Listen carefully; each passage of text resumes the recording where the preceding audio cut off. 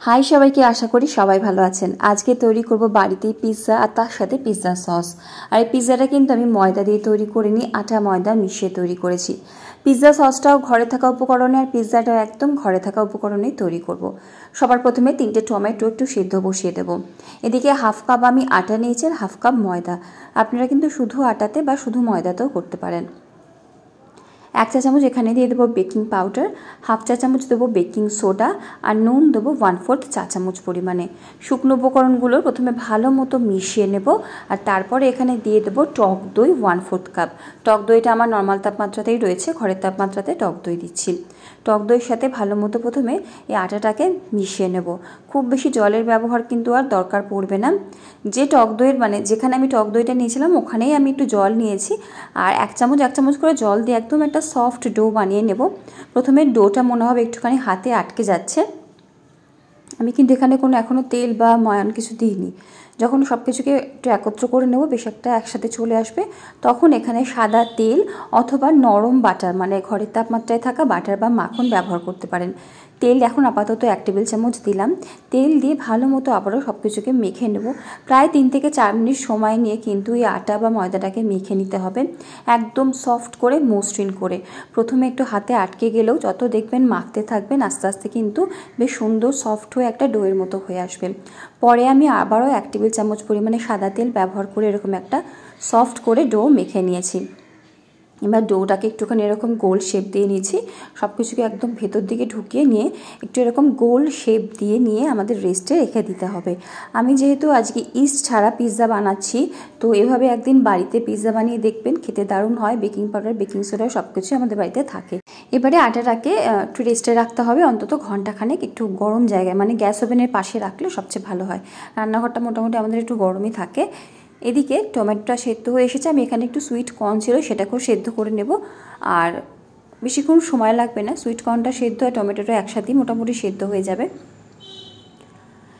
সেদ্ধ হয়ে গেলে টমেটোগুলোকে তুলে নিয়ে একটা প্লেটে নেব। টমেটোটাকে একটু ঠান্ডা করে নিয়ে খোসা ছাড়িয়ে নেব। আমি গরম গরম অবস্থাতেই করছি, তবে ঠান্ডা করে নিয়ে করাটাই ভালো, কাজটা একটু বেশি সুবিধের হবে। খোসাটা দেখবেন সেদ্ধ হওয়ার জন্য খুব ইজিলি বেরিয়ে আসছে। আর টমেটোটা সেদ্ধ করার সময় আমি 3 থেকে 4টে গায়ে কাট লাগিয়ে নিয়েছিলাম। টমেটোটাকে আমি গ্রেটার দিয়ে গ্রেট করে নিলাম, খোসা ছাড়িয়ে নিয়ে। আপনারা কিন্তু মিক্সি জারে নিয়ে পেস্ট করে নিতে পারেন। কড়াইতে বেশ কিছুটা সাদা তেল গরম করে নিয়ে 1 টেবিল চামচ রসুন কুচি আর 1 টেবিল চামচ পরিমাণে পেঁয়াজ কুচি দিচ্ছি। রসুনটা একটুখানি বেশি ব্যবহার করব। পেঁয়াজ রসুনটা একটু হালকা ভাজা ভাজা হয়ে আসতে হবে, খুব বেশি লাল করে ভাজবো না। দিয়ে দেবো টমেটো পেস্ট বা গ্রেট করা টমেটোটা। নাড়িয়ে চাড়িয়ে যখন একটু মিশ্রণটা শুকোতে শুরু করবে, দিয়ে দেবে এখানে লাল লঙ্কার গুঁড়ো বা কাশ্মীরি লাল লঙ্কার গুঁড়ো, রঙের জন্য দিতে পারেন। গোলমরিচ গুঁড়ো দিচ্ছি 1/2 চা চামচ মতো। নুন দিয়ে দেবো স্বাদ মতো। অরিগ্যানো বা মিক্সড হার্বস দেবো 1/2 চা চামচ। আর চিলি ফ্লেক্স দিচ্ছি 1/4 চা চামচ পরিমাণে। পিৎজা সসটা কেমন ঝাল করবেন সেই অনুযায়ী গোলমরিচ, চিলি ফ্লেক্স এগুলো ব্যবহার করবেন। যখন তেল ছাড়বে মিশ্রণটা থেকে, দিয়ে দেবো প্রায় 1.5 টেবিল চামচ পরিমাণে টমেটো সস। যদি বেসিল লিফ থাকে তাহলে আপনারা ব্যবহার করবেন, বাড়িতে থাকে না সবসময়, তাই আমি আর দিলাম না।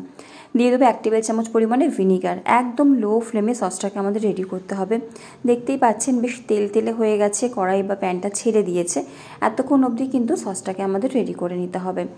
বাজারে প্রিজারভেটিভ দেওয়া থাকে, বাড়িতে এভাবে পিৎজা সস বানিয়ে দেখুন, খেতে অসাধারণ হয়। তো পিৎজা সস রেডি হয়ে গেছে, একটা পাত্রে নামিয়ে নিচ্ছি।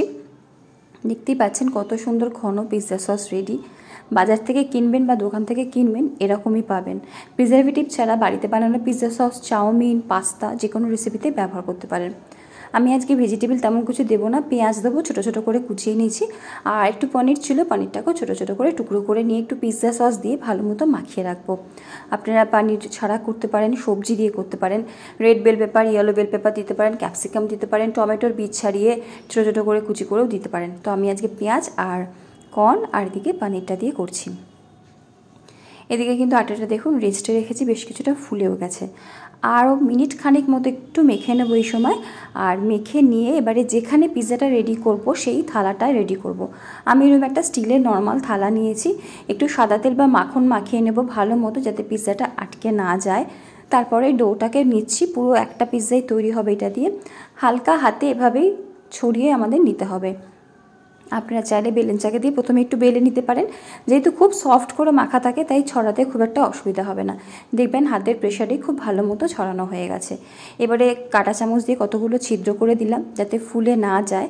তারপরে দিয়ে দিচ্ছি পিৎজা সস। আমি 2 টেবিল চামচ পিৎজা সস দিচ্ছি, আপনারা আপনাদের প্রয়োজন মতো দিতে পারেন। দিয়ে দেবো পনির কেটে রাখা, আর এখানে সুইট কর্নটা সেদ্ধ করে রেখেছিলাম সেটা দিয়ে দিচ্ছি বেশ কিছুটা, আর ছোটো ছোটো করে পেঁয়াজ কেটে রাখলাম সেটাও দিয়ে দিচ্ছি। আমি কিন্তু ক্যাপসিকাম, বেল পেপার আর অন্য কিছু আর ব্যবহার করিনি। এবারে দিয়ে দেবো মেন ইনগ্রিডিয়েন্ট, যেটা ছাড়া হবেই না, সেটা হচ্ছে চিজ। বেশি করেই চিজটা দিচ্ছি, বাচ্চাদের পছন্দ, আমার ছেলেরও খুব পছন্দ। ওপর থেকে একটু গোলমরিচ গুঁড়ো, অরিগ্যানো, মিক্সড হার্বস আর চিলি ফ্লেক্স। অরিগ্যানো মিক্সড হার্বসের মধ্যে যে কোনো একটা থাকলেও হবে, আর চিলি ফ্লেক্সটা দিয়ে দেবো। এবারে রেডি আমাদের পিৎজা বেক করার জন্যে। আগে থেকে একটা কড়াই আমি 7 মিনিটের জন্য ঢাকা দিয়ে প্রিহিট করতে দিয়েছিলাম মিডিয়াম ফ্লেমে। এর মধ্যে দিয়ে দিলাম এই পিৎজার প্লেটটা বা থালাটা, ঢাকা দিয়ে দেব লো ফ্লেমে। 10 থেকে 12 মিনিট সময় লাগবে পিৎজাটা তৈরি হতে। 12 মিনিট পরে দেখুন কেমন সুন্দর ফুলে গেছে, কত সুন্দর দেখতে হয়েছে। আমাদের কিন্তু হোমমেড পনির পিৎজা একদম রেডি। নামিয়ে নেবো এখান থেকে। যেহেতু বাড়িতে তৈরি করছি, গরম গরম সার্ভ করতে কোনো অসুবিধা নেই। এত সফট হয়েছিল, বাড়িতে একবার বানাবেন। আমি আটা ময়দা মিশিয়ে করেছিলাম, খেয়ে কিন্তু বোঝা যাচ্ছিল না যে একটু আটা আছে এর মধ্যে। গরম গরমই আমি কেটে নেব আর কেটে গরম গরম সার্ভ করব। একদম মানে দারুণ মেল্ট ইন মাউথ। আর বেশি করে একটুখানি সসটা আর চিজটা যেহেতু দিয়েছি, খেতে অসাধারণ হয়েছিল। এটা একটা মাস্ট ট্রাই রেসিপি। যদি এভাবে পিৎজা বাড়িতে না বানিয়ে থাকেন, একদিন বানান আর তারপরে কমেন্ট বক্সে জানান। ভিডিও ভালো লাগলে লাইক, কমেন্ট, শেয়ার, সাবস্ক্রাইব। সবাই ভালো থাকুন, সুস্থ থাকুন।